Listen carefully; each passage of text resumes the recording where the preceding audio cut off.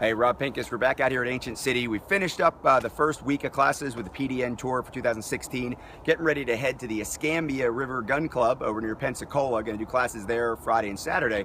But first, Scott Watson's out here with the Jedburgh target system. You know, he's based here also. This is his home range as well. And this is my first day really getting to play with the fully tested, ready to go, second generation Jedburgh target system with the new polymer targets.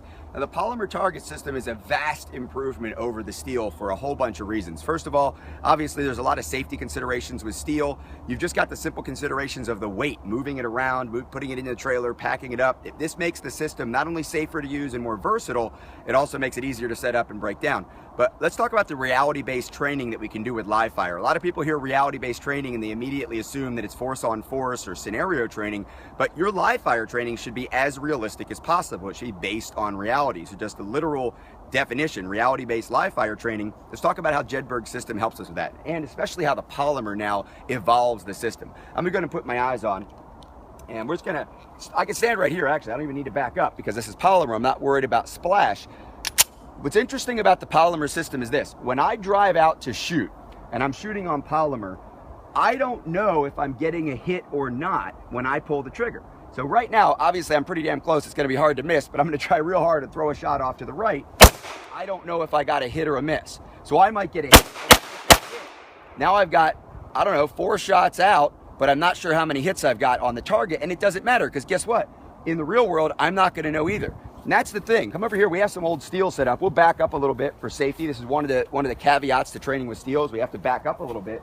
I get back on steel. If I drive out and fire a shot and it misses, well, you know it's a miss, and I, more importantly, know it's a miss. So I know, because of an artificial piece of feedback, or in this case, lack of feedback, that I have to change something. If I drive out on a real person, I'm not going to know whether my bullets are hitting him or not necessarily right away, because it may take more than one bullet, obviously, to get a significant effect on a bad guy. But if I drive out on steel, well, I know that I got that hit. And if the next shot misses, well, I know that I missed and I have to change something. We go back over to the polymer, and that's not the case. I'm forced to just keep shooting until the threat goes away, or until my brain kicks in and says, wait a minute, something isn't working, but I don't get this huge piece of stimulus. And that's the thing about the Jedburgh system, is I don't know how many shots it'll take to drop each target. Shows up. All right, so that target now has gone down. How many shots it would have taken to stop that threat, I don't know. But I know it took me, what, 1, 2, 3, 4, 5, 6, 7. How many hits, Scott? Because the system will read hits. 5 hits. 5 hits. So there were 2 misses mixed in there somewhere, which were when we saw that. You saw that, I did that on purpose. So now let me lock this gun open.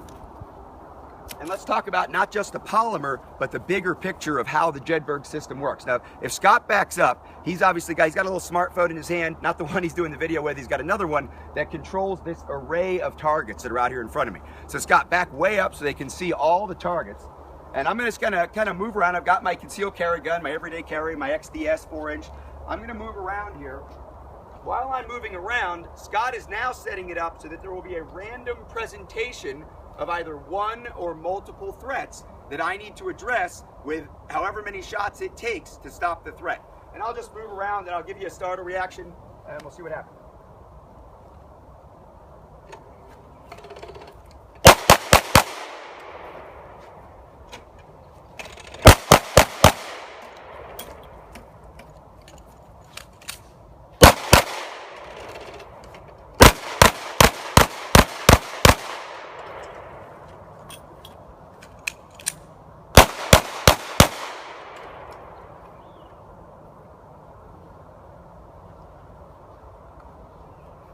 All right, so you can see that time in that multiple target presentation scenario, I was given many different targets. I didn't know where they were coming up. I still have no idea how many shots it took to knock each one down, and that part doesn't really matter.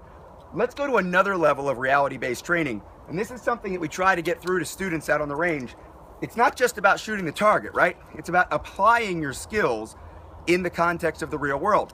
One of the things that the Jedburgh system lets us do is work on our assessment. Work on more realistic assessment after we engage a threat. So I'm gonna go ahead and top this magazine off. Make sure we have plenty of bullets. Top this one off. We can take a look over here. What we've done is we've set some of the targets up with some visual indicators that just because the target pops up, it may not be a threat. So obviously we have a law enforcement officer over here, and this guy's wearing a PDN shirt, so he must be a good guy. But that's gonna be a good guy, like concealed carry permit good guy. And that's a police officer. And if you think about it, if you're in a public space and you get into a defensive shooting situation, you have to drop a threat, you come back in, you assess, you look to your left, you see a guy with a gun. Well, what do I do now? Because there's a lot, I have to now collect that information and process it. And this is why I don't say scan and just move your head around. Assessing your environment after you deal with a threat is a physical and, more importantly, really mental activity, right? So if I have a guy who's got a gun in his hand and he's dressed like me and he's not quite sure what's going on and not sure if I'm a good guy or a bad guy, I have to deal with that. Obviously, if the police show up, I have to deal with that. If another threat comes up, I have to deal with that. And they're all three different things, and we don't know what's going to happen here. So I'm going to go back into my wandering around. Scott will activate the targets here in a second. Good guy, good guy, good guy. Yes, sir. Yes, sir. All right. So I was expecting to have to shoot somebody. You were expecting me to have to shoot somebody, and the computer decided that the police were going to show up first. So maybe there's a shooting. I'm not even sure what's going on yet, but whoa, there's a police officer. Hey, I'm going to follow his commands. I'm going to do what he says. Let's go for another rep. Hey, rep. All right. Scott obviously doesn't want me to shoot today. This is the beauty of live video.